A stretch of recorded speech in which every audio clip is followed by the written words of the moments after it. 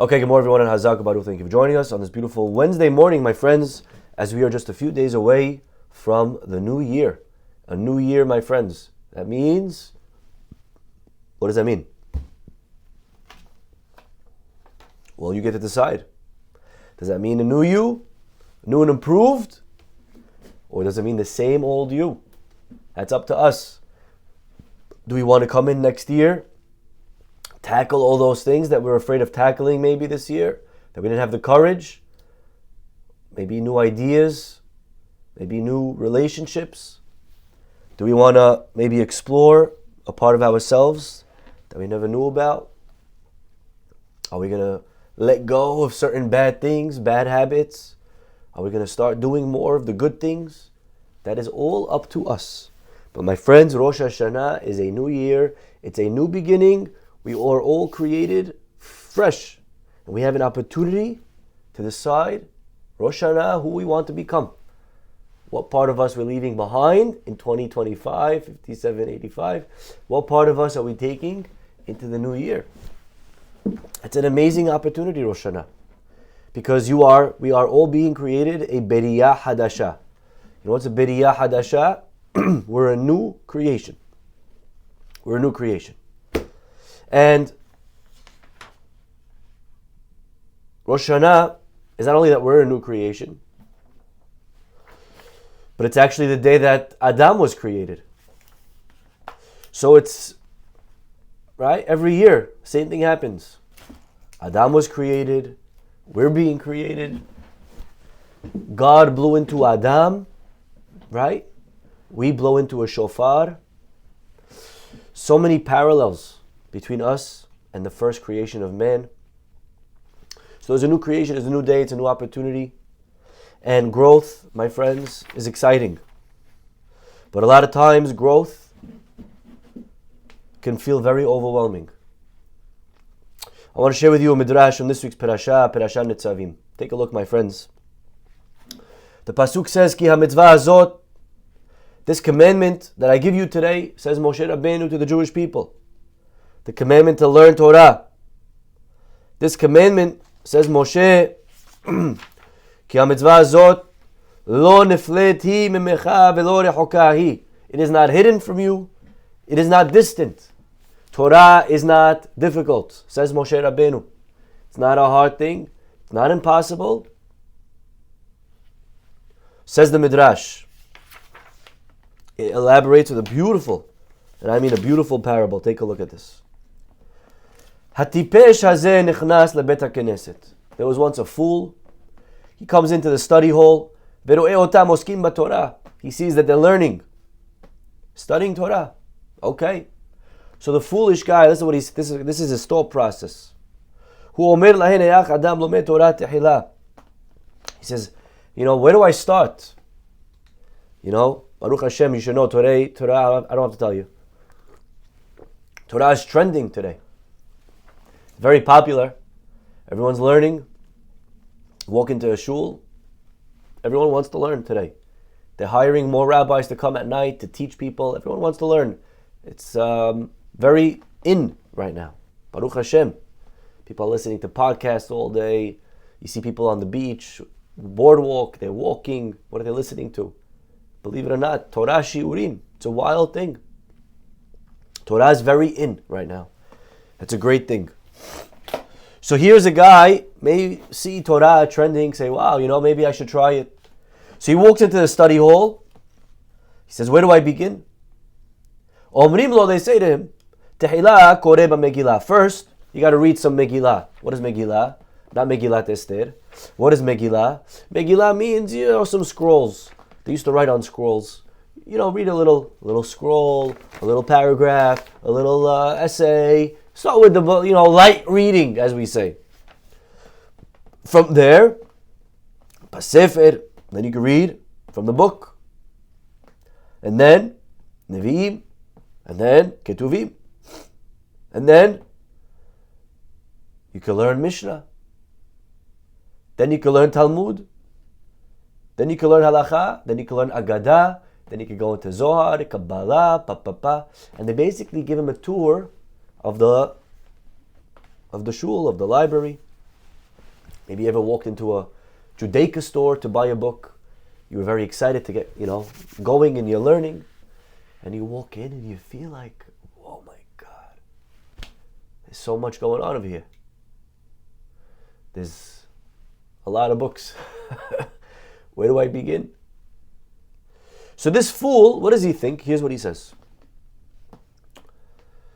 Kevan sheshomea kach, when the fool hears all of this, omed belibo, he says in his heart, matay ani lomed kol zot, when am I going to finish all of this?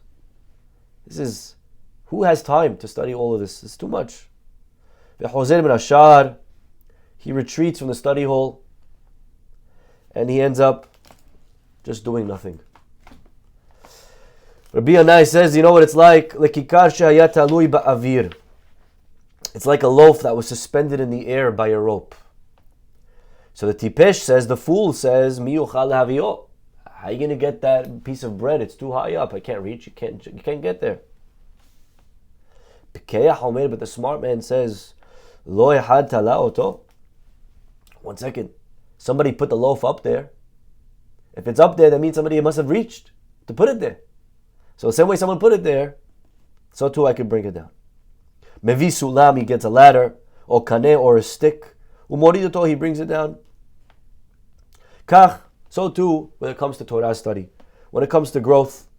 When a person says, Ematay yekra kol haTorah, when can I ever find time to learn all these books? It's just too much, it's too daunting. Mishupakeach, but someone who's wise, what do? Shoneh perek ehad b'chol yom v'yom. He learns, he puts his head down, he studies a chapter today, a chapter tomorrow, ad shemesayem kol haTorah kula, until he finishes the entire Torah. You see, a foolish person, he's very overwhelmed. He sees his task seems to be impossible. How am I going to do it? He sees the Torah, there's so much to learn, and there's so little time. And he calculates, it's not possible. The wise man says it is possible. So here's the question. How could there be an argument if it's possible or not? It should be very simple. Let's take out a calculator. Let's add up how many hours a day, how many days a week, how long it takes to study a page. Let's do the math. And if the math adds, then it means it's possible. And if it's not adding, then it's not possible. What exactly is the argument even? A lot of times when you learn Gemara, there's a machloket, If you're ever learning, by the way, I'll give you a little secret. You're learning a page of Gemara where the rabbi says, anyone know what to do in this case? Always answer machloket. Machloket, you're probably going to be right. 99% of the time there's a machloket. Argument. But sometimes the Gemara, when it gives an argument, the Gemara rejects it and it says, 1 second, you can't have an argument on reality. Go check. We're arguing on, is there a palm tree outside? We don't have to argue on that. Let's go check. You don't have to argue on a reality. The idea that a fool thinks it's impossible and a wise man says, no, it is possible, shouldn't be a mahloket for more than 10 seconds. Let him pull out a calculator. Let him start seeing how long it takes. Do the math. Could we do it or not? What exactly is the mahloket over here? Explains the Sefer Itzpeneni Besuko. And he says that when it comes to learning, when it comes to growth, he quotes from the Meiri from Rav Sa'adia Gaon.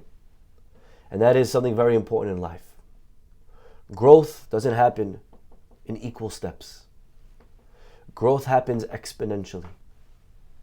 That means if in 1 year I learned 10 pages, it would be a mistake to think mathematically that in year 2 I'm going to also learn 10 pages. Right? 2 times 10 is 20. If I learn 10 pages a day for 2 years, I'll learn 20. But if I take 10 and I not times it by 2, but it's exponentially 2. So now the 10 the next year is not 20. The 10 is 100. growth doesn't happen in equal increments. The more I learn, the faster I become correct, the faster I get to be able to learn to the next book. It's like a muscle. It's like reading. It's like anything in life. At first, you want to start reading books, You hear about, you're wasting time, you're on doom scrolling, playing games on the phone, make your time more valuable. You start, I'm going to read a book. I'm going to start using my time more wisely. Okay? I'm going to start reading books. Okay, beautiful. You read a book. How long does it take you to read a book? It takes you a week and a half, 2 weeks. Maybe longer, right? Depends how much time you put. But you say with the hour that I have a day, I have an hour a day, it takes me a month to finish a book. You're like, this is ridiculous. It takes me a month to finish a book. That means I'm going to maximum finish 12 books a year. This is not going to get me anywhere. But what the guy doesn't realize is that it only took you a month, because it was still the first book that you've read. What you don't realize is that the next month, the next book, you're going to read a little faster. Your brain gets better at reading, at memorizing, at focusing. Next month, it's not the same. It's wrong to do the math. 1 book a month times 12. Because next month it's going to take you 2 weeks to finish the book. And then the next book a week. Till you get a point, I meet people, they read like a book a day. They're plowing through. It's a crazy thing. This is how it is with everything in life. In the beginning, it's slow. But as we grow, we see a tremendous amount of siyata dishmaya. The more we learn, the faster we progress. In his book, the 21 Irrefutable Laws of Leadership. So it's a great book that I'm reading now, actually. And the author writes,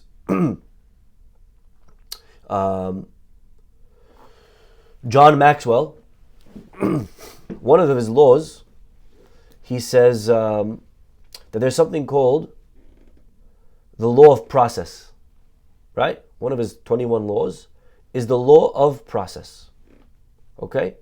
And basically the law says change doesn't happen overnight, okay? You don't change in one day.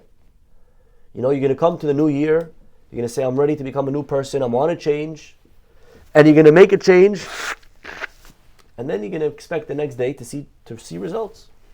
And guess what? You may not see results. But trust the process.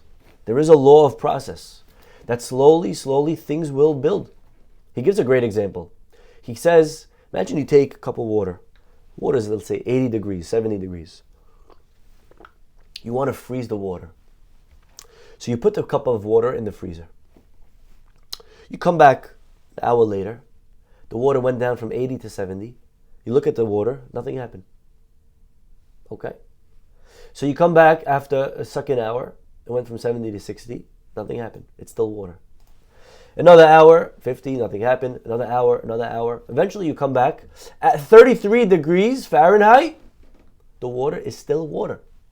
And you're thinking to yourself, oh my God, 8 hours and nothing changed.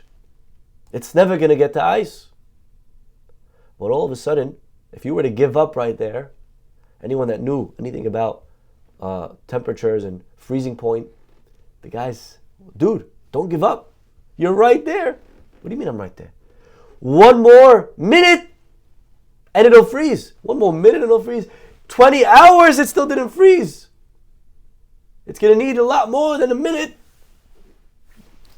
Time. No, because that's not how it works. Trust the process, the law of process. That means that things accumulate, and then there will be this second, this moment, this clarity, this aha, a breakthrough where you're gonna just shoot right through. And then it's all the hard work is gonna push it through. In 10 hours it didn't freeze, but it was getting there. And maybe you didn't see it. We were growing. When we're learning, we go to class. We're sitting in a class for a year already. I went to yeshiva. And I was learning Gemara every day.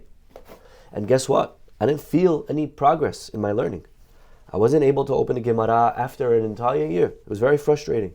I'm here for a year. I still can't learn Gemara by myself without an English. A year. But my Rebbe's told me, don't give up. Trust the process. And all of a sudden, randomly, out of nowhere, boom, it just clicked. In the middle of year 2, it just clicked. I didn't even know it was going to click that day. I didn't realize I was at 33 degrees. At 33, all of a sudden, you get pushed over the edge. You get that clarity. Boom. Don't give up. You know, they give another example to the Chinese bamboo. You plant the seeds. The farmer waters it. In year 1, nothing happens. In year 2, nothing happens. In year 3, nothing happens. The guy thinks I'm wasting my time. 4 years, nothing happens. All of a sudden, in the 5th year, it shoots up 90 feet. So if a guy didn't know anything, he would say, how long did it take for the bamboo to shoot up 90 feet? He would say it happened all in the year 5.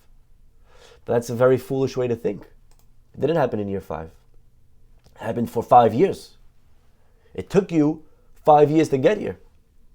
For 4 years, the roots were going and building a whole network of strength to support its growth in that it was going to happen in year 5. So change, my friends, does not happen overnight. There's something called compounded interest, right? You take money, you put it in a bank, compounded interest. He brings this story. He actually starts the chapter with the story of a lady by the name of Anne Scheiber. Okay? Who is this lady? She was born on October 1st, 1893. She worked for many years as an auditor for the IRS. She retired in 1944, very modestly. She didn't receive a large income. She never made more than $4,000 a year. She was very frugal. She lived in a rent controlled apartment in New York. She kept her expenses low. She saved what she could. When she retired, she didn't stop. She invested and she did whatever she could. Okay. When she passed away, Rabbi Norman Lamb says he was the Alav Shalom. He was the head of YU, and they get a check from this lady Anne Scheiber worth $22 million. When she passed away in 1995, God bless, she lived a very long life. Her estate was worth over $22 million.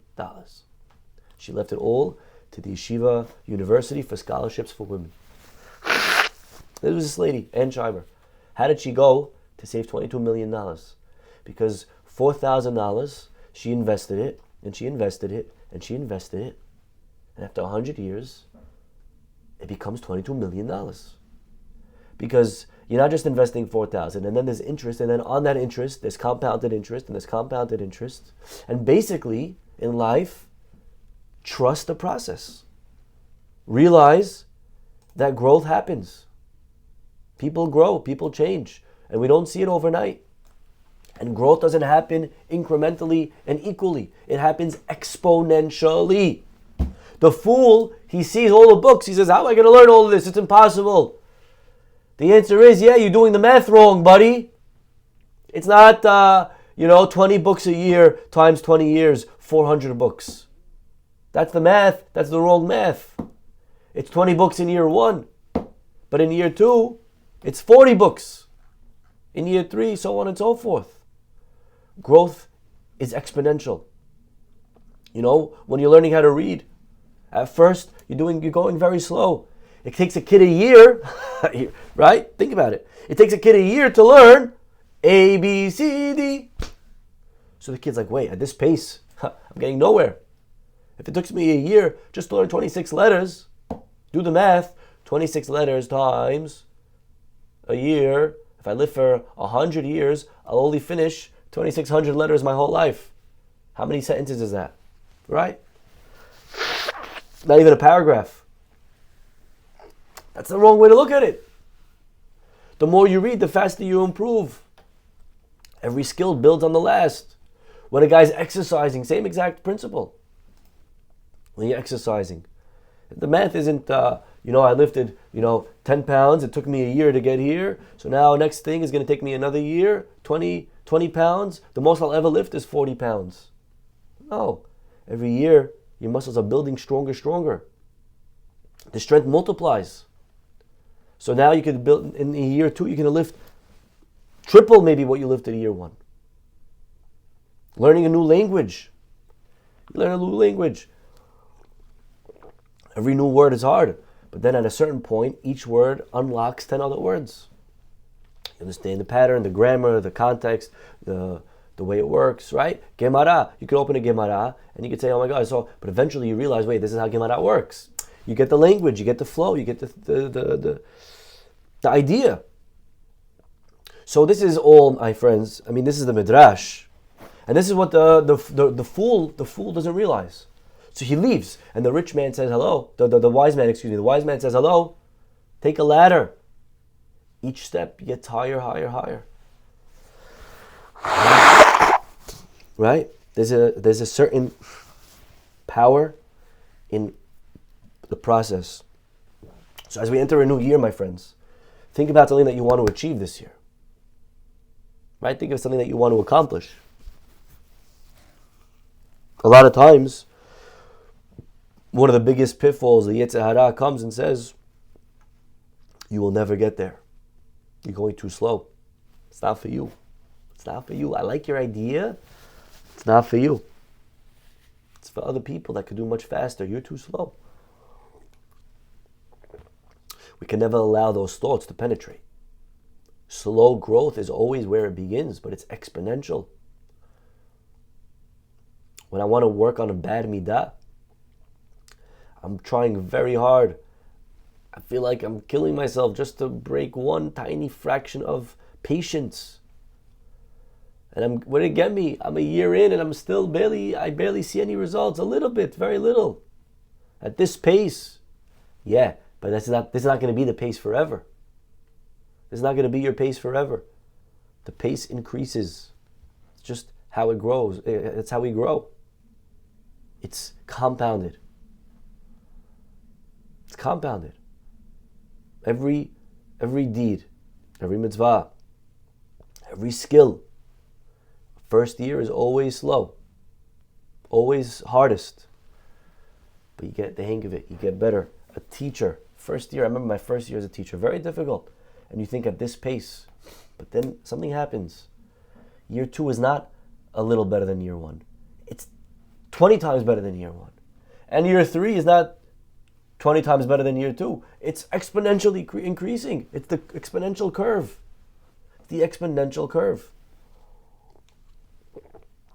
Growth is not linear. It's not if I did 5 mitzvot this year, next year I'm going to be able to do another 5. So maybe after 50 years I'll do 500, right? 20, whatever it is, 250. It's not how it works. Exponential growth is, I'm a different person. This year I was able to do 5. Next year I could do 25.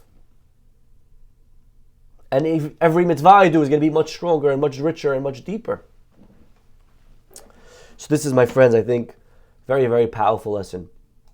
To never allow the Yetzer Hara, as we enter a new year, my friends, a year that we really can start over. We have to believe that.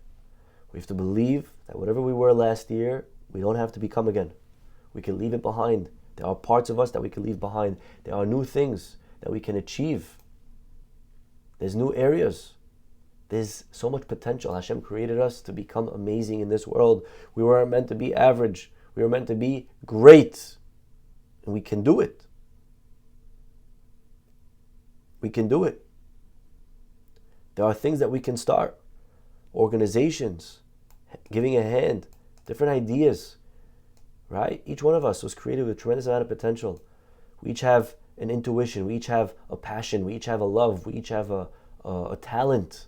Something that we have that no one else has. Hashem put you here in this world with that skill to use it.